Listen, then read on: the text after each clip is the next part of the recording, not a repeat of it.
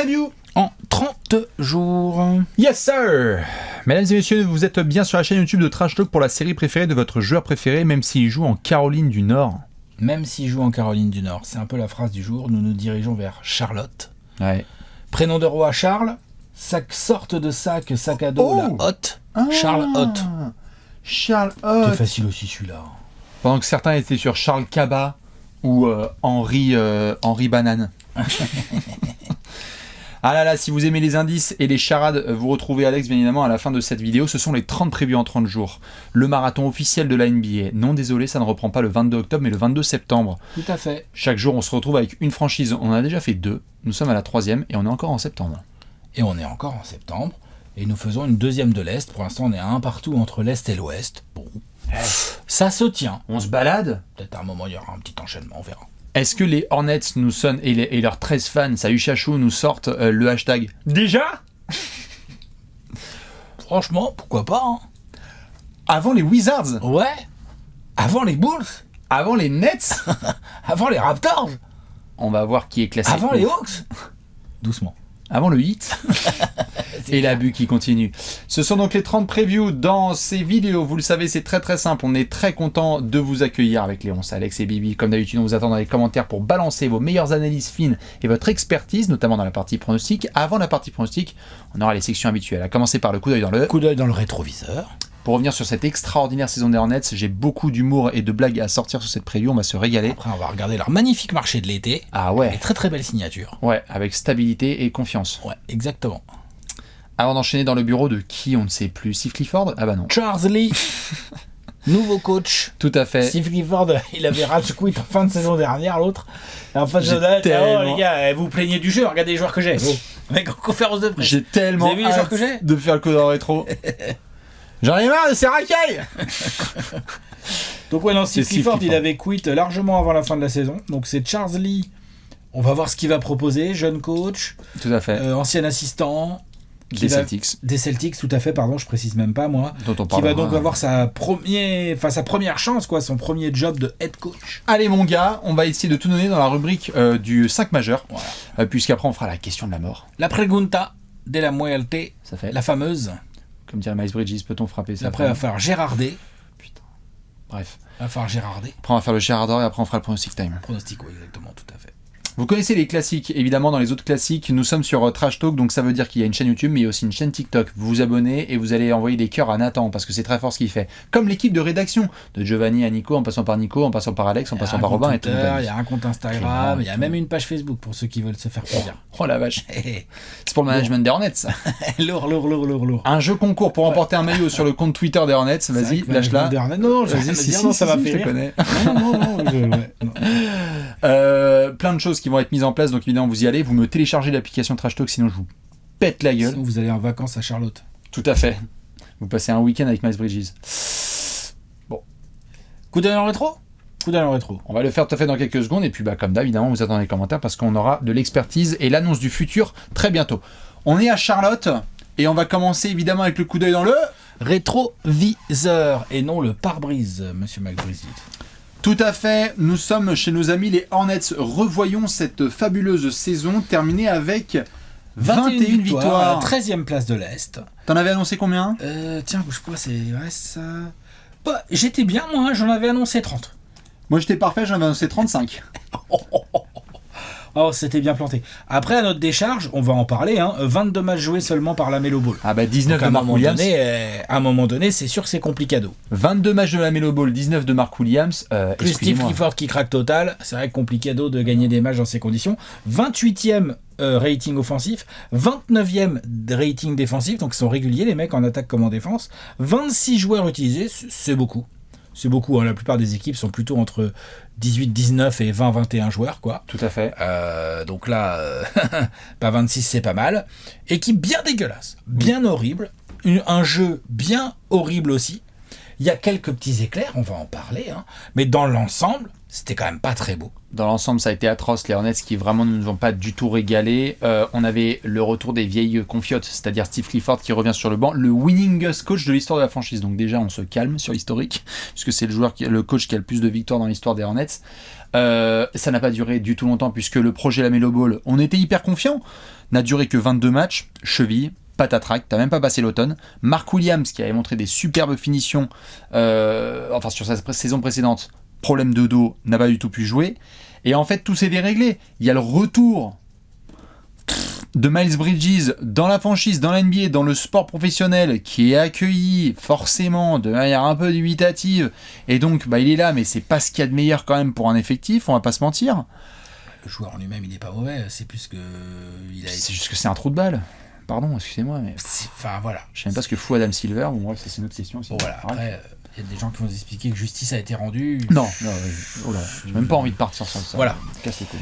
Ça fait quand même chier de le voir là. Mais saison horrible, jeu horrible, équipe assez horrible parce que démunie de ses meilleurs joueurs. On se retrouve avec un management qui décide de faire des trades en cours de saison. C'est-à-dire que ça monte sur quand même. Hein, ça a envoyé Terry Rozier à Miami. Qu'est-ce que ça a fait? Il y a Gordon Hayward qui est parti à OKC. Gordon Hayward, Grant Williams, ils ont récupéré Grant Williams et ils ont envoyé PJ Washington, ouais, tout à fait. Qui est allé en finale NBA. Donc, ils ont quand même bien tabassé l'effectif en cours de saison. Hein. Oui, tout à fait. J'allais même dire management qui a fait du boulot en cours de saison. Management changé en cours de saison quand même. Enfin, je veux dire. Mitch Kupchak, c'est quand même un des Michael gros. Jordan. Ciao. Moi, c'est bon, j'ai fait une plus-value de x15. Et Mitch Kupchak, il dit c'est bon, je me casse. Tout à fait. Ouais, ils ont tout changé. Donc beaucoup de mouvements, Charles. Il y a eu énormément de mouvements au sein de la saison. Donc forcément, même nous, on avait une petite touche française. On s'était dit, pour Théo Malédon ou pour Franck Ntilikina, ça a été une horreur. Malheureusement, il n'y a pas eu du tout de projet autour de ces deux garçons. Donc vraiment très très dur. Bon, du positif. Qu'est-ce qu'on a? Alors, Brandon Miller. T'es d'accord. Saison rookie. Ah non, mais magnifique. L'autre, on se dit, c'est des fous. Les Hornets, ils ont pris Brandon Miller devant Scoot Anderson. Au bout d'une saison, on fait ok, voyons voir la suite alors à ce moment-là. Hein, parce que on va voir la suite. T'es d'accord ou pas? Il n'y aura pas de conclusion, on va voir la suite. Non, il n'y aura pas de conclusion, il y aura juste... le blasphème n'est pas clair en tout cas. Hein. Voilà, c'est pas... voilà. Il fait partie d'une cuvée historique avec notamment la bataille entre Wemby et Chet Holmgren. S'il n'y avait pas d'aliens sur l'espace terrestre, Brandon Miller avait une campagne statistique de candidat fort rookie de l'année. Il est dans le podium. C'est juste qu'il regarde des monstres se battre tout en haut. Que Chet Holmgren était de la cuvée d'avant, mais n'a pas joué, donc il était compté comme rookie. Et en plus, il est dans la classe de Wemby, donc forcément, c'est complicado. Mais Miller a fait une super 17 saison. Points, du rebond, de la passe, des bons pourcentages à 3 points, des flashs défensifs. Moi, j'ai bien kiffé. Vrai bon joueur avec des fondamentaux. Il sait faire beaucoup de choses sur un parquet. Hein. Ouais, hyper jeune. Un bon basketteur. Qui aimait, c'était un des moments aussi de cette saison avec Paul George, qui est un petit peu son GOAT, donc on s'était dit tiens ce que ça va donner comme duel, et Paul George qui s'était énervé mais bien offensivement sur lui, et Brandon Miller qui essayait de répondre. Il apporte une joie qui fait du bien aussi dans cette franchise, parce que sur le terrain il se la kiffe et il aime être avec ses coéquipiers, et ça fait du bien dans une franchise où il y a eu beaucoup de nuages. Tu parlais de rayons de soleil, Brandon Miller c'est le premier. Il y a eu des mouvements, on a eu aussi en fin de saison des choses intéressantes de la part de la doublette Micic-Treman qui était venue d'OKC, que je trouvais pas mal. Après, je sais pas si t'en as d'autres, des trucs positifs, mais... Non, c'est tout. Ok. C'est bien. Moi, j'en ai deux dernières. Ah, d'accord, vas-y, je t'en prie. Enfin, un positif, un négatif. Un négatif, c'est que là, on vient de parler des Pistons et de la Little Caesars Arena. Et tu sais que la salle avec le moins de fans de toute la NBA, ce sont les Charlotte Hornets. Ouais, tout à fait. Zéro débat. C'est une salle... C'est la moins grosse affluence. Tu dribbles, il y a de l'écho. C'est vrai. Vraiment. Et en positif... ça c'est vraiment pour les die-hard fans des Hornets, s'il vous plaît, le dernier match de saison régulière face aux Cavs. Alors là, Bryce McGowan, c'est JT Thor qui font taper les Cavs parce que les Cavs font des calculs. Des calculs, ouais. On en reparlera des calculs des Cavs. Ça va être magnifique. Il y a la preview là, c'est quand? C'est après-demain? Des Cavs, ouais, tout à fait. Non, mais les Hornets, c'était très dur. Preuve étant, tu as changé ton management. Bonjour Peterson qui va prendre la direction. Tu avais changé quelques mois auparavant tes proprios. Tu as changé de coach, on va en parler. Tu as certes la draft qui s'est pointée, et tu as quand même PJ Washington qui par procuration a fait les finales NBA. Il y a eu plein de fans des Hornets qui ont regardé ça et qui ont dit c'est nous, on y est. qui a été bon en plus. Ah, bien sûr. PJ Washington fait des bons playoffs. Il fait des playoffs de ouf. C'est clair. Donc ils étaient là genre, comme quoi on n'avait pas tort, c'est juste qu'on savait pas l'utiliser. C'est juste qu'on l'a pas gardé. Mais c'est con. C'est dommage. Mais bon, bravo, félicitations. On est bon sur le coup d'œil dans le rétro. On est bon. Qu'est-ce qu'on a derrière marré. Qu'est-ce qu'on doit regarder? Ah bah on va Comment devoir se faire Il y a le un marché de l'été. management qui a Hein. des petits choix à faire. Ouais, Peterson il a bossé comme on dit. Allez, On est bon? The Marché. C'est l'heure du marché de l'été. Le gros tableau. Bien fourni. Mine de rien. Allons enfants de la patrie. Tidjane. Ouais. Tidjane Salin, drafté en 6ème position par les Charlotte Hornets. Ailier fort, venant de Cholet Basket, sur lequel moi je fonde de vrais gros espoirs. Moi j'y crois, Tidjane. Monstre de travail. Ouais, de qualité athlétique. Putain de basketteur déjà. De ouf. Donc ça c'est un des gros recrutements, parce que Charlotte n'a pas fait dans le bling bling. Charlotte a fait dans... Charlotte s'est un peu comporté lors de cet été comme si, en tout cas le nouveau management a dit non, on a quand même des joueurs de base qu'on a envie de garder et on va plutôt essayer de mettre des joueurs autour. Tout à fait. J'ai eu cette sensation dans le recrutement, tu vois. Mais bien sûr. Parce que bon, Josh Green, pourquoi pas, carrément, très malin. Ça, bon petit joueur. C'est une des belles, un des beaux dominos, tout à fait, t'as raison d'en parler, Josh Green, un des beaux dominos qui sont tombés notamment de ces histoires de Klay Thompson à Dallas, dont on reparlera dans une preview qui est un petit peu plus tard qu'après-demain. Josh Green de Dallas, qui a un super potentiel, qui nous l'a montré et à Dallas, notamment là sur les derniers playoffs, en tout cas en finale NBA, qui était un des gars qui survivait, et avec l'Australie. Josh Green s'est récupéré comme ça, là, un peu à la bourre. C'est bien, scred, hein. C'est bien joué. Hop. J'aime bien. On parlait, je faisais la Marseillaise parce qu'il y a aussi Moussa Diabaté qui a été récupéré. Tout à fait. Double Marseillaise à Charlotte. Il y a Charles Lee, hein, j'en ai un tout petit peu parlé en intro, mais donc c'est nouveau coach. C'est le gros choix. Et puis il y a Taj Gibson en vétéran là pour venir un peu amener de l'expérience, checker les gars et leur frotter la tête en disant c'est bien mon petit, vas-y, bats-toi rebond. Ouais. À l'heure, c'est 7h15 demain. Là. C'est clair. Il aide bon, pour allez, ça. C'est moi qui paye le resto. Tout à fait. Voilà. Mais il aide pour ça, Taj Gibson. Ah, mais grave. Et c'est pas mal. Donc il faut un petit peu un daron dans le banc, dans le vestiaire. C'est Taj Gibson qui remplit ce rôle. Sinon, évidemment, il y a eu une prolongation. La honte avec Miles Bridges, puisqu'il a été prolongé chez nos amis les Hornets. Et puis sinon, il est part. Merci pour les grands exploits de Bryce McGowan, le GOAT, et de Davis Bertans et Amari Bailey. Et donc Steve Clifford. Mais donc pas de choses extrêmement notables dans ce marché de l'été. Ce qu'il faut retenir, c'est que, comme je disais, je pense que le management s'est dit quand même qu'il y avait besoin de stabilité et de travailler le groupe et les contrats. Ah oui.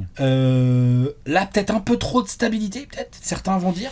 Ils ont peut-être pas assez bougé, ils ont peut-être pas assez tenté de trucs. Maintenant, je veux bien qu'on me dise aussi quel joueur avait envie vraiment de venir signer à Charlotte là. Ouais, et puis j'ai envie de dire, tout à fait, et pour répondre à ta question, là en tout cas, tu peux être membre du management des Hornets et dire, les gars, désolé, mais nous, LaMelo Ball et Mark Williams, c'est dans la colonne arrivée. Je veux dire, ils ont joué 41 matchs tous les deux la saison dernière. On a à peine vu l'axe Mark Williams, LaMelo Ball en NBA, alors qu'on peut y croire. Donc donnons à ces garçons l'opportunité de jouer au basketball en fait. Exactement. Et d'ailleurs, au passage, dans la colonne arrivée, tu as aussi les 200 millions sur 5 ans qui démarrent pour LaMelo Ball cette année. Oui, tout à fait. C'est son contrat quand même. Donc, pas si simple de suivre l'été des Hornets en termes de marché des transferts. Mais on se dit que le management a l'air quand même suffisamment confiant, comme tu dis, en quelques joueurs qu'ils avaient déjà sous contrat. Et il y a un petit côté un peu...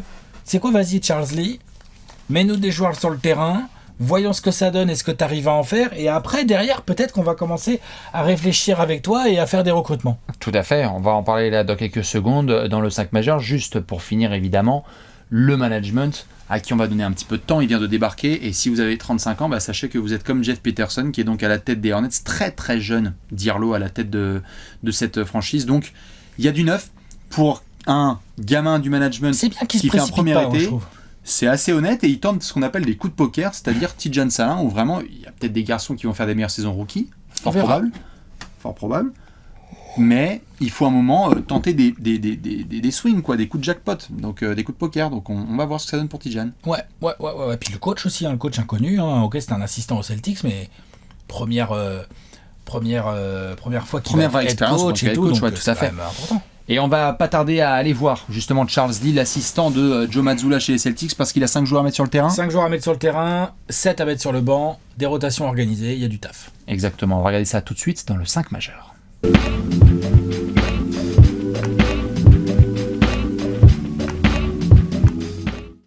Le 5 majeur, avec un meneur, un arrière, un ailier fort et un pivot. On espère des joueurs qui restent sur leurs 2 cannes parce que on n'a pas sorti les stats, mais tu sais que la Melo Ball sur les 2 dernières saisons, c'est moins de 50 matchs, je crois. Il joue moins pas de assez, 60. il joue pas assez. C'est compliqué. C'est un vrai sujet, parce que quand il joue, c'est plutôt cool. Ah bah oui, c'est extraordinaire. Énorme. Et en plus, les résultats sont souvent là. Dans cette section, c'est très très simple. On est dans le bureau de Charles Lee. On va devoir mettre un 5 majeur. Et comme l'a dit Alex, des petites rotations. Pour ça, on montre le visuel de l'effectif. Merci mon cher Léonce.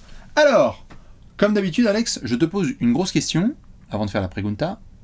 Y a-t-il des titulaires indiscutables? Et si oui, combien de verrous? Moi, je pense que j'ai 5 verrous.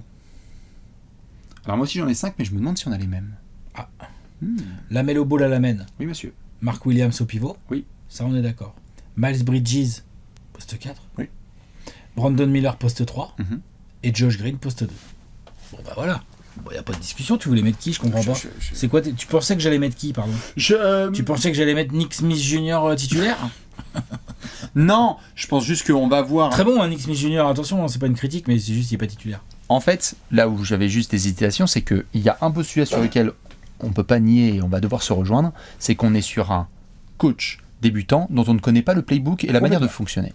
Et donc à partir de là, tout est sur la table. Tu peux avoir un mec qui décide que en fait, Grant Williams, ça fonctionne grave bien dans le 5 et qu'en fait, pour démarrer les matchs, bah, c'est un peu plus utile qu'avec un autre garçon qui est plus offensif. Je sais pas lequel il faudrait faire sortir.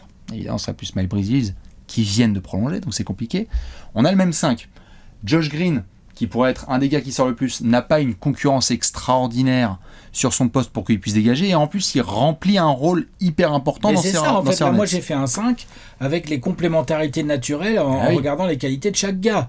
La Melo Ball, l'associer à un Josh Green qui va être plus défensif, plus dans le hustle et qui est capable de mettre des 3 points, c'est juste parfait. C'est très bien. Brandon Miller, bah avoir Josh Green entre Brandon Miller et la Melo Ball, bah ça fonctionne. Tout à fait. On sait que Brandon Miller va être un très bon complément de Mark Williams, donc après oui, on peut avoir une discussion Miles Bridges, Grant Williams. D'ailleurs, peut-être que cette discussion va réapparaître en cours d'année. On verra ce qui est choisi par Charles Lee, mais là, le 5 majeur, moi, je trouve vraiment pas mal, ce 5 majeur. Je le trouve fun sur aussi. Sur le papier, franchement, oui. Tu peux jouer au basket avec ça. Hein. Tout à fait. Tu peux attaquer, tu peux défendre. Je pense qu'il y aura des soirées sur lesquelles il va y avoir des tests qui sont faits par Charles Lee, évidemment en fonction de la concu, et notamment lorsque tu as des gros fronts de course, je ne serais pas étonné qu'il puisse y avoir des tests où Brandon Miller recule en 2, Miles Bridges recule en 3, et là tu as Grant Williams qui a vraiment un profil tonique, défensif, capable de tenir des gros, qui vient aider Mark Williams pour pas qu'il se retrouve complètement. Si Grant Williams arrive à s'intégrer, ce qui n'a pas été le cas à Dallas, pourquoi pas, peut-être on va lui redonner un peu sa chance. Mais pour moi, dans un premier temps, il est dans les rotations. D'autant plus que dans les rotations, donc sur ce poste 3-4 là, puisqu'on en est là, oui. Il y a Tidjane. Et voyons voir comment il va pouvoir se dépatouiller de cette concurrence, parce que mine de rien, Miles Bridges et Grant Williams devant lui sur le poste 4, c'est de la vraie concu. Tout à fait. Et il y a quand même un petit Cody Martin qui traîne derrière Brandon Miller, donc Tidjane sur le poste 3 a de la concu également. Et en fait, tout à fait, Cody Martin, c'est important de le mentionner, même si ça peut être insignifiant pour certains, c'est un gars qui avait... C'est un basketteur. Et c'est un gars qui avait été prolongé par le passé, et comme la Melo, il y a eu trop peu de matchs joués, il y a eu trop de blessures. S'il est sur 2 jambes, il a une place sérieuse dans la rotation. Il a des minutes, je pense. Tout à fait d'accord. Qui aura des minutes également sur le bac court, on verra. Mitsic, Treman, Nick Smith Jr. il pourra. Tu vois. Donc là, ils ont des remplaçants. Donc en fait, j'aime assez bien. C'est pour ça tout à l'heure je parlais dans le marché de l'été de comment le management. Donc moi, je m'attendais à ce qu'ils montent un peu plus sur des coups. Et je ne m'attendais pas forcément à ce qu'ils mettent autant d'argent sur Miles Bridges. Par contre, force est de constater que là, maintenant qu'on y est, tu as un 5 majeur avec une complémentarité très correcte, dont le rendement va beaucoup dépendre de la capacité de la Melo Ball à être sur 2 jambes et à jouer. Ça. Même chose pour Mark Williams, même chose pour n'importe quel joueur, vous allez me dire, mais la Melo Ball a quand même là un gros passif. Oui. Et on sait que la Melo Ball, balle en main, avec des Josh Green, des Brandon Miller, des Miles Bridges, plus Mark Williams qui vient poser des gros écrans, bon, bah ça peut être une attaque tout à fait honnête. Non, bien sûr. Et derrière, Josh Green, Brandon Miller, il n'est pas minable en défense. Bridges et Melo sont des bons rebondeurs. Mark Williams peut protéger le cercle et prendre des rebonds. Ils peuvent même avoir un bout de défense honnête. Alors, j'ai dit un bout de défense honnête. J'ai dit. Je me suis pas emballé. Et c'est très généreux. On est. Ils peuvent. Faut être sûr de jambes, faut jouer. Alors, on va voir en effet, parce que je crois que la certitude, elle est sur l'attaque. Non, complètement. Bien plus sur l'attaque que sur la défense. L'attaque des Hornets. Ça, on est d'accord. J'ai dit un bout de défense honnête, je répète. J'entends. C'est ça que j'ai dit. On verra ce que ça donne. C'est-à-dire que sur certains débuts de deuxième quart-temps, on va se dire ça va, putain, ça tient quand même bien. Ça. 42 points encaissés dans le premier quart, tu sais quoi. Il y a 42-41. Les Hornets vont scorer à outrance si tout le monde est là. Charles Lee va nous montrer aussi ce dont il est capable, très respecté, très attendu. Moi, c'est un des gars dans lesquels je suis plus curieux avec Jordi Fernandez des Nets, dont on parlera, il y a les nouveaux coachs qui débarquent. Mais c'est vrai que c'est notamment sur ces 5 de fin de match de voir quels joueurs vont vraiment rester sur le terrain parce que défensivement ils peuvent être des verrous. Et c'est là qu'on va voir en effet la différence entre 5 majeurs et 5 de fin de match, parce que Grant Williams, qui, tu l'as dit, était très bon à Boston, souci d'intégration à Dallas, c'est un gars qui a quand même un registre défensif intéressant. S'il arrive à le remontrer avec de l'adresse à 3 points, Charles Lee, on va lui dire, mon gars, moi je te connais bien, j'étais à Boston, honnêtement, il y a quelqu'un qui va devoir sortir de ce 5 majeur pour être dans les fins de match serrés. Tu as la certitude, Lamelo et Mark Williams, Brandon Miller aussi, mais après, on va voir comment ils jonglent. J'ai juste des vraies interrogations défensives globales sur cette équipe. Ouais, mais moi je trouve qu'il y a quand même quelques joueurs, genre Josh Green sait vraiment défendre, Mark Williams peut protéger un cercle, et tu viens de le dire, Grant Williams peut défendre. Donc au moins, il a quelques joueurs. Et après, Brandon Miller a montré des flashs. Lamelo Ball, c'est pas le plus minable en défense de tous les meneurs de la ligue. Donc ce que je veux dire par là, c'est que tu peux avoir des bouts de flash où Charlotte fait des séquences avec des... Voilà, ils scorent et ils arrivent à faire le petit stop ou deux qui font le taf. C'est possible. C'est plus envisageable qu'avant, je trouve. Non, je suis d'accord. Après, à voir quelle sera la place notamment de Tidjane Salin, qu'on attend évidemment dans la rotation des Hornets. Il n'a pas été drafté en 6 pour faire que de la G-League. Ça va pas être facile, mais de par son activité, intensité et ce qu'il peut apporter défensivement, avant même de parler de shoot et de playmaking ou quoi que ce soit, juste déjà intensité et défense, il peut essayer de gratter les minutes. Et heureusement pour Tidjane Salin, il n'y a rien de mieux que d'avoir un meneur hyper créatif qui peut mettre ses forwards en avant. On l'a vu avec Miles Bridges. Lamelo, il va avoir Tidjane Salin sur le corner droit. Il va dire, mon gars, va à l'arceau, je vais te la mettre en l'air. Et tu cours en transition, c'est bon. Ah non, bien sûr. Ça peut grave aider. Autre chose sur le 5 majeur ? Écoute, j'ai l'impression que j'ai quand même dit... Moi, je me disais, je suis curieux de voir le banc sur le backcourt, comment il va se comporter, parce que je me dis parfois ça peut être un peu juste, un peu faible. J'avais mis une interrogation sur la défense, je pense qu'on en a bien parlé, mais effectivement, tu peux attaquer avec ce 5 majeur. Non, je pense qu'on a fait le tour. À voir la paire Micic-Treman qui avait pas minable, très des flashs. C'est pas non plus. Mais je te dis défensivement, il va falloir. À Micic-Treman, pour le coup, défensivement, c'est chaud. What ? Ouais, ça, je suis d'accord. À voir, en tout cas, ça va être spectaculaire. Les Hornets, ça c'est sûr, des deux côtés du terrain. Très bon spot TTF. Là. Excellent spot TTF, tout à fait. Là, c'est sûr que si t'as un arrière un peu scoreur, un meneur un peu scoreur sur les Hornets, là, c'est sûr que c'est pas ce qui manque en NBA, ça se tente, comme on dit dans le jargon. Oh yeah. Est-ce qu'on a une grosse question à se poser ? Ouais, on a une pregunta. Mesdames et messieurs, c'est l'heure de la question de la mort.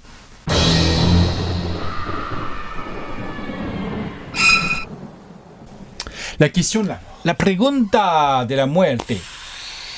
Dans cette section, c'est très très simple. Qu'est-ce qu'on a ? On a une question qui nous turlupine. La turlupinade des Hornets est la suivante. Le projet Hornets, aujourd'hui, vous le faites plutôt autour de Lamelo Ball ou de Brandon Miller ? Alors, pour dire les choses très clairement, Lamelo Ball nous a montré lorsqu'il est sur deux jambes que c'est un talent All-Star et exceptionnel. D'ailleurs, la saison dernière, même sur les quelques matchs qu'il a pu jouer, quand il a pris des coups de chaud, c'est exceptionnel. Ouais. Il y a 30 points, il y a de la distribution, non, mais il est énorme. Il y a du playmaking, il y a tout ce qu'il faut. Brandon Miller vient d'arriver, c'était une saison vraiment compliquée, mais a montré des flashs d'un joueur plutôt forward où tu te dis hop. On sait que dans chaque projet, il faut qu'il y ait une forme de hiérarchie et qu'on apprenne très très vite avec Charles Lee quelle va être cette hiérarchie-là. Sachant qu'il y a aussi des Miles Bridges. C'est la hiérarchie, là, la question de la mort, là ? C'est pas forcément la hiérarchie, c'est situer.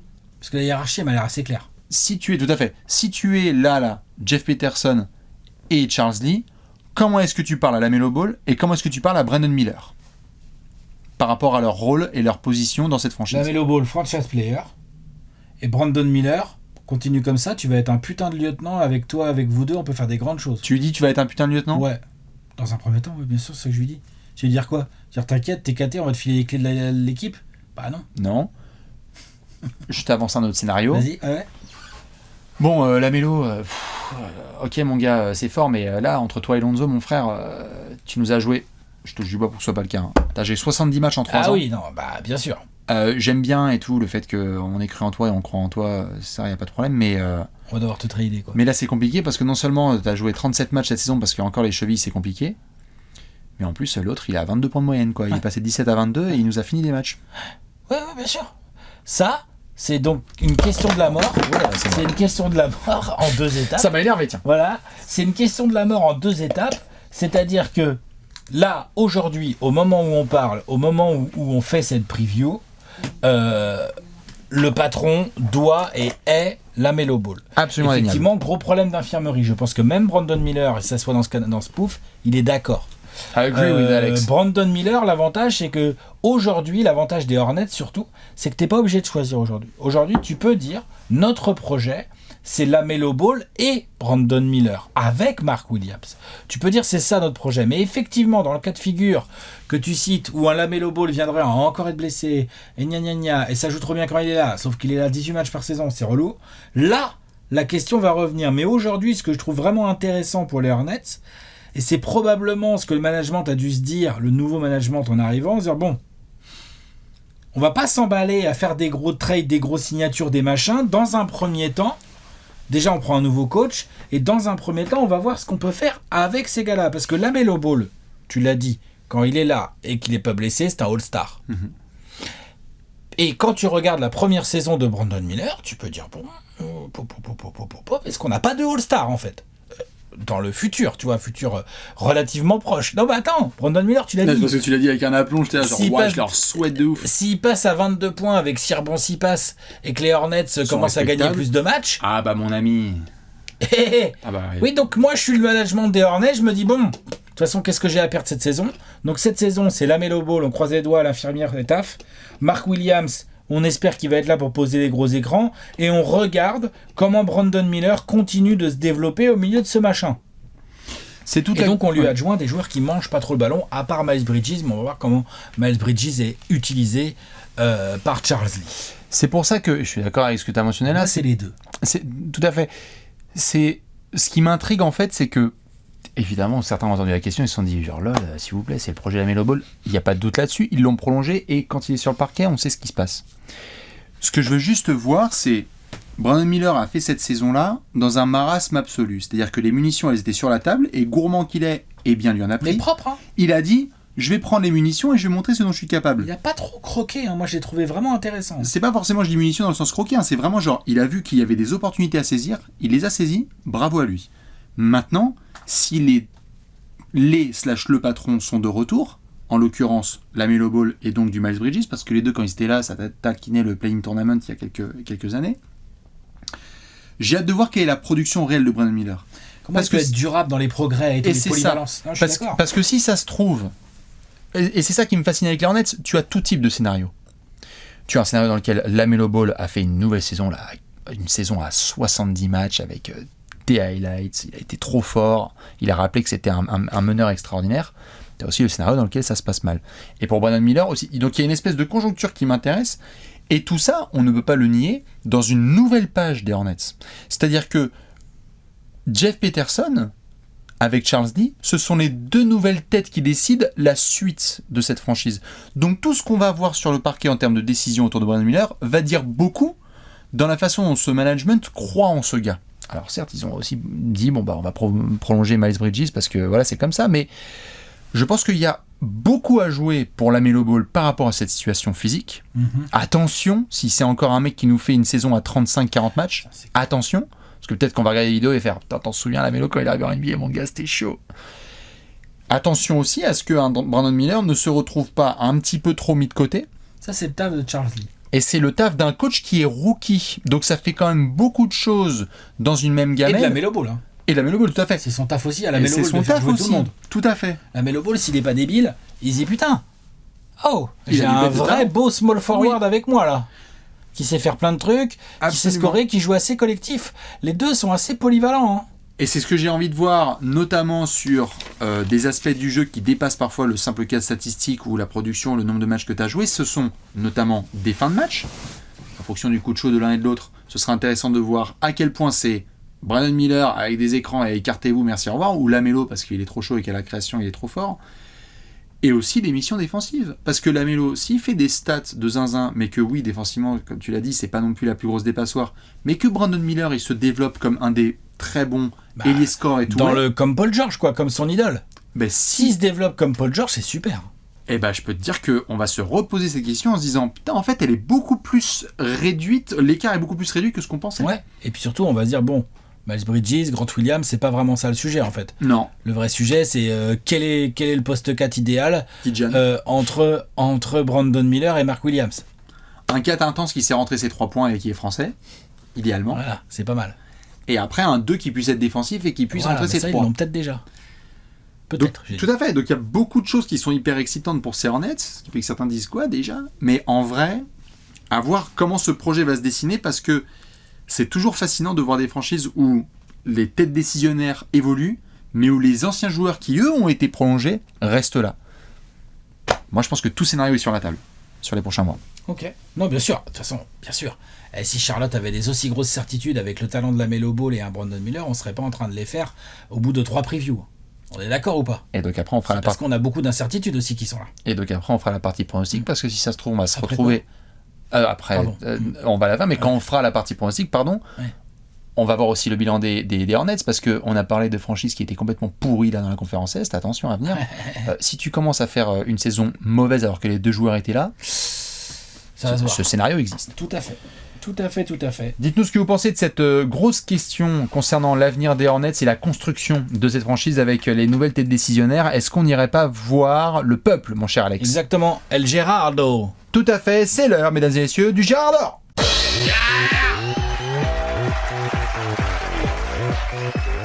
Le Gérard d'Or, le Gérard d'Or. Alex backflip. Hop là, le backflip, très propre, impeccable, comme une passe de la Melo Ball. Contre la planche. Oh my goodness! Encore avec Collins qui va être là. C'est clair. Pour nous régaler. Tijan Salam! Salam, comment il va dire? Il va dire Salam. L'américain, il va dire comment? How do you do? TJ. Ah là là, TJ for the rim! Dans cette section, c'est très simple. On est avec les Hornets, le stade est vide. Eh oh! Y'a quelqu'un? Oui, il y a de la hype. Et il y a un joueur qui va nous faire cliquer sur les Hornets, c'est le Spectrum. Alex, qui sera ton Gérard d'Or chez Hornets cette saison?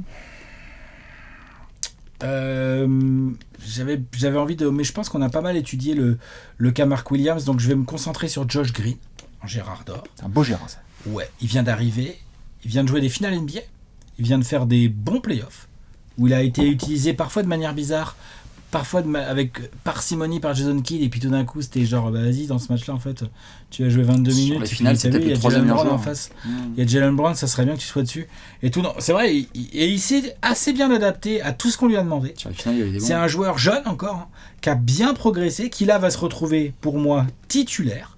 Il est très complémentaire de Lamelo Ball à la main et Brandon Miller au poste 3. Il a un très bon spot devant lui, Josh Green. On sait qu'il va se donner. Qu'est-ce qu'il y a? Vas-y, je t'en prie. On sait qu'il va se donner. On sait qu'il va faire du hustle. On sait qu'il va apporter sur l'homme, sur le meilleur extérieur adverse, il est capable et tout. On sait qu'il va être sur les lignes de passe. On sait qu'il va apporter aussi, mine de rien, un peu d'expérience finalement, malgré son jeune âge. Oui. Il vient de jouer avec Luka Doncic, Kyrie Irving, des finales NBA, coaché par Jason Kidd. Enfin, voilà quoi. Là, il arrive chez un coach rookie avec une équipe que la plupart des joueurs, ils savent pas ce que c'est les playoffs. Même, qu'est-ce que je dis? Qui sait ce que c'est les playoffs là? Dans cet effectif Taj Gibson. Josh Green. Taj Gibson. Grant Williams. Grant Williams, tout à fait. Voilà. Ça fait pas baiser. Et donc Josh Green va avoir un rôle à jouer, pas un rôle d'ancien, un rôle de jeune joueur en développement qui arrive pour justement tenir un rôle bien précis, et je pense qu'il est le bon gars au bon endroit. Et donc moi, quand je vais allumer mon écran pour regarder les Hornets jouer, évidemment que je vais me poser la question où est-ce qu'il est, comment il va Lonzo Ball, et est-ce qu'il est en train de Lamelo Ball, pardon, est-ce qu'il est en train de faire quelque chose de cool autour de l'écran de Mark Mark Williams et tout, bien sûr. Mais en fait, le rôle de Josh Green me paraît tellement prépondérant dans la qualité de la saison des Hornets que je vais être pas mal dessus. Magnifique. Je regardais juste pendant que tu parlais. L'année dernière, il a signé une prolongation de 41 millions sur 3 ans. Josh Green, tu vois, ça va, ce qui fait qu'il est sur... Enfin, je me demandais s'ils allaient gagne devoir... moins de 14 millions par an. Il gagne 13 millions l'année. Super. C'est super. Et en fait, il est sous contrat clean. Hein. Il n'y a pas d'option de machin. C'est propre. C'est bien joué. C'est bien joué, les Hornets. Ils l'ont pas pour 1 an, quoi. Non, c'est bien joué, les Hornets. Ils l'ont gratté en secret comme ça, comme tu disais, là. Quand les Mavs ont voulu faire venir Klay Thompson. On en reparlera des Mavs, évidemment. Mais c'est plutôt bien joué. C'est assez bien joué. C'est typiquement le genre de transfert. On va se retourner dans 3 à 6 mois, là, si ça veut un peu rigoler pour les Hornets. On va dire, putain. Bien joué. Green, il est à 13 points par match. Ah, il fait meilleure saison que Klay Thompson. Ouais. Ah ouais. Ils ont le même pourcentage au tir, dis donc. Oh. Il y en a un qui joue les Money Time mais pas l'autre. Allez, on fera la preview des Mavs plus tard. Tidjane Salin, évidemment, la moindre seconde passée sur le parquet sera cliquée et disséquée. Évidemment, très très hâte de voir Tidjane sur le parquet des Hornets. Grave. Patience va être le mot d'ordre. Patience, parce que c'est un projet, Tidjane Salin, parce que c'est un joueur qui a des qualités athlétiques et une intensité extraordinaire, qui a quand même un bout de shoot et de la technique, mais que c'est un joueur qui est diamant brut. Il est raw. Et donc là, ce que je vais essayer de voir, c'est comment il trouve sa propre niche en NBA. Il y a une niche de développement. Le management a parlé de sa capacité à aller tous les jours à la salle, d'être sérieux. On sait. Salin, ça va aller à la salle et ça va faire le travail. Il n'y a pas de problème. Donc, il y a beaucoup de perspectives intéressantes. Mais qu'est-ce qu'il apporte dès l'année 1 ? On a vu parfois des garçons avoir des statistiques au shoot ou des ballons perdus. C'est un petit peu frustrant. Et il va frustrer parfois. Et il va avoir des déplacements où il va se taper un rookie wall. Il va avoir 6 matchs, 3 DNP, 10 minutes de jeu, 21, 2 et 7. Tout peut se passer. Il peut y avoir de la G-League, il peut y avoir plein de choses pour Tidjane Salin. Moi, je veux voir comment est-ce qu'il va s'accrocher. Et je veux voir si ses qualités à lui, qui sont innées, peuvent avoir un impact dès sa saison rookie. Ça veut dire que dans une équipe qui va retrouver la Melo Ball, c'est une des meilleures adresses de destination aérienne, Tidjane Salin. En transition, c'est parfait. Ils l'ont déjà vu en Summer League. Ça veut dire aussi que dans certains Money Time ou dans certains matchs, quand il y a un souci de blessure de Grant Williams, on ne souhaite pas, ou de Miles Bridges, les minutes sont données à Tidjane Salin et il a vachement bien défendu. Ouais, il s'est bien battu. Sur certains gars. Et il a chopé 8 rebonds en 22 minutes parce qu'en fait, il se taffe de ouf au rebond pour venir aider.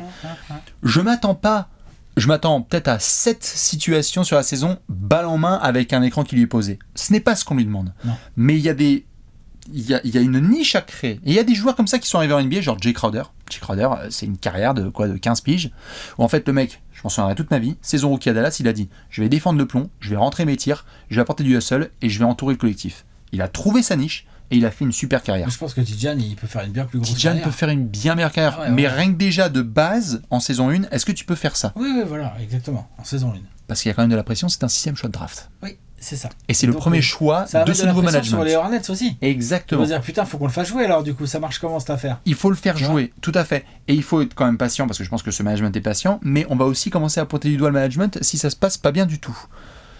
Tidjane, il faut faire le travail. Et puis en plus, il y a d'autres garçons de la QV française, dont on reparlera, Alexandre Sarr, Zachary Zaché, sur lesquels on se dit, il y a quand même 3 Français qui ont été draftés dans le top 6. À quelle position se situe Tidjane Salin dans 8 mois ? Est-ce que c'est le mec qui a fait la meilleure saison rookie ?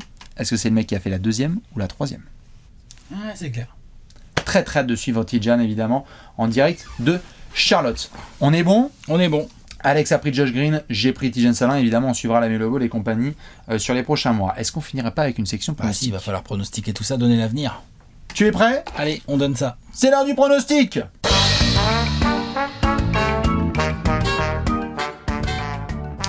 Pronostic time. Pronostico. Dans cette section, c'est très simple, on vous annonce l'avenir. 24 secondes pour Alex, 24 secondes pour Bibi, un bilan, de l'expertise, de l'objectivité et tout ce qui va bien évidemment se passer. Avant ça, on fait les rappels importants. Bordeaux jaune qui s'affiche en bas de votre écran. On va vous parler de pronostics et de cotes dans cette section. Il ne faut pas parier de l'argent que vous ne pouvez pas vous permettre de perdre. Oh. Je le dis souvent, c'est l'un des rares conseils que je pourrais vous donner qu'à 100% de réussite. 100% de réussite au tir, tu fais pas le bolos. Bim. Exactement. Maintenant, pour les gens qui font attention et qui jouent avec parcimonie, on a une petite cote à proposer. C'est quoi la cote ? La Melo Ball sera à au moins 8,5 assists de moyenne par match cette saison. La cote était à 1,75, elle est boostée à 2,05. Franchement, 8,5 la Melo Ball, c'est complètement dans ses cordes. Hein. C'est pas du tout un stress. C'est tout à fait jouable. J'aime beaucoup cette cote. Oui. L'année dernière, à 9, elle n'est pas passée. Il a fait combien de passes de moyenne l'année dernière ? 8,6 ou un truc Ouais, comme ça. mais il a joué que 22 matchs en plus. Il a joué 22 matchs, donc c'était compliqué. Faut voir sur la longueur. Mais en tout cas, on sait que c'est son range. S'il est sur le terrain, c'est son range. C'est son range, il va être par là. Pour peu que les Miller, les Grant Williams et compagnie rentrent leur tir, ça va vite aller. Josh Green et tout. Ça peut être une très très grosse saison de la Melo Ball. Pitié que les chevilles tiennent. Évidemment, ne faites pas les bolos. Et surtout, est-ce qu'il y a un over-under ? 29,5. L'over-under proposé par Parion Sport est à 29,5 pour les Charlotte Hornets. J'ai l'impression que Bastien il trouve ça assez carré. Ouais, propre. T'aimes bien ou pas ? Ça va. Mais pour moi, il y avait moyen de faire plus précis. Oh, ok, on est comme ça. Ouais. Est-ce que t'es prêt, Alex ? Ouais, je suis prêt. 24 secondes pour donner ton pronostic. Attention, 3-2-1, Jérémy Lambe. 33 victoires pour les Hornets cette saison. Et tenez-vous bien, je les mets 10e. Pour moi, ça se bat pour le play-in, les Hornets cette saison. Bah, c'est dans le play-in. Faut que tout... Ouais, c'est ça. Oui, bah, c'est ça. Quand je te mets 10e, je te mets dans le range où tu vas te battre toute la saison pour le play-in. Faut rester en santé, évidemment. Mais pour moi, la Melo Ball, plus Brandon Miller, plus Josh Green, plus Mark Williams dans la raquette. On va voir ce que va nous faire le nouveau coach, mais j'y crois. Le mec a été à bonne école et tout. Ça joue en saison régulière. Et ça gagne des matchs. Surtout dans cet Est dont le fond de QV n'est pas non plus imprenable. Donc voilà, 10e, 33 wins. Les Hornets au play-in. Damn! Bon. Troisième preview, on a une équipe au play-in. Allez, c'est comme ça ici. Cette année, c'est chaud les 30 C'est previews. beaucoup trop tôt. Le déjà est mérité. Quoi ? Déjà les Hornets ? Alex, c'est le 3e jour et on a une affiche du play-in, quoi. Allez. Je suis comme ça, moi. 10e. Allez, demain, une équipe de play-off du top 6. Wow. Voilà, donc j'ai laissé du monde derrière, hein, bien sûr, hein, vous le savez. Donc voilà, on verra mon gros tableau tout à l'heure. On va déjà écouter le pronostic de Bastien. Mais ouais, 10e, les Hornets. Eh ben écoute, je vais essayer de faire aussi bien. On va vous dire ça tout de suite. Attention, 3-2-1. 29 victoires pour les Hornets qui sont 11e. Ok, alors t'es pas loin. Okay, ouais, parfait dans le range des 29,5 de l'over-under. J'ai été beaucoup trop optimiste l'année dernière en leur donnant 35 wins. Je réduis un petit peu la voilure. Oui, en effet, il y a du mieux. Il y a le retour de la Melo Ball, il y a le retour de Mark Williams, mais il y a de la concu aussi quand même dans la conférence Est. Je sais qu'elle n'est pas extraordinaire, mais il y a quand même des choses à devoir organiser avec un coach qui est nouveau. Si Charles Lee est un coach exceptionnel, je te rejoins sur ton pronostic et il va nous mettre des choses formidables en place. Mais il y a quand même beaucoup d'incertitudes. Il y a des garçons quand même que j'ai envie de voir pour une deuxième année. Est-ce que Brandon Miller peut confirmer ? Est-ce que Tijan peut être dans la rotation ? Est-ce que mais il y a beaucoup de si. Est-ce que Misic et Treman c'est la même chose qu'en deuxième partie de saison quand ça jouait pour Peanuts ? Je ne sais pas. Ce que je sais juste, c'est que les Hornets, pour moi, ils sont allés autour de la barre des 30 victoires et ils sont hors du play-in. Tu les as mis 11e. Damn ! T'as mis qui au play-in ? Bon, on verra. Ouais, bah, on verra, ouais. On verra, ma gueule. Wow, t'es pas prêt. Bah, pourquoi ? Mais c'est génial. Du coup, les gens sont bien, mais c'est parce que j'imagine les gens en PLS sur le tableau. Pourquoi en PLS ? On va voir. Il y a de la place, il y a des équipes à mettre derrière. Il y a pas de soucis. Je pense qu'ils s'attendaient pas au troisième jour à ce qu'on ait une équipe du top 10. Bah, c'est comme ça, c'est des surprises. Damn. Le gros tableau avec donc une équipe en play-off, puisque les Hornets en play-in sont à la 10e place, je les ai mis 11e. Où est-ce que vous mettez les Hornets ? Est-ce que, parce qu'on a cette bataille avec toutes les franchises dont on a parlé, hein, les Hawks, les Bulls, les Raptors, les Nets, les Wizards, le Heat, les Sixers... Les Celtics, les Knicks, on cite tout le monde. Le Magic, les Pacers, et tout, c'est extraordinaire. Ouais. On est bon sur la preview. Bah ouais, on est propre. Évidemment, dites-nous vous ce que vous pensez de ces Hornets. Léon, c'est Alex et Bibi. On vous fait des bisous. On vous retrouve demain pour une nouvelle preview. Et c'est simple, je vous laisse avec Alex le crack et son indice. L'indice, c'est habillé. Habillé. À demain, habillé. Allez, des bisous. ciao. Ciao.